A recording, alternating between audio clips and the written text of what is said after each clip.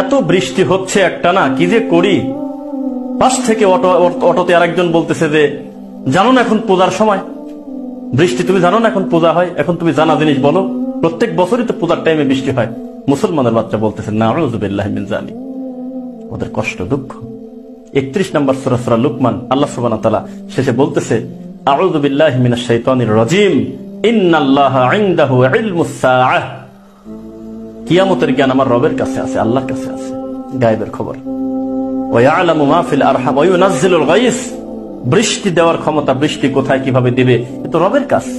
ওয়া ইয়ালামু মা ফিল আরহাম ওয়া মা তাদরি নাফসুম মাযা তাকসিবু গাদা ওয়া মা তাদরি নাফসুম বিআইয়ি আরদিন তামুত ইন্নাল্লাহা আলিমুন খাবীর। এখানে অনেকগুলো ক্ষমতার কথা রবের ব্যাপারে বলা হচ্ছে, আপনি মানুষের দিকে ঠেলে দিলেন। নাউযুবিল্লাহি মিন যালিক।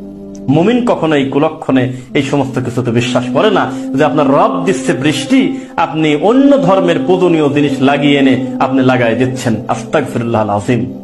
সাবধান, শব্দ চয়নে আমাদেরকে সতর্ক থাকতে হবে।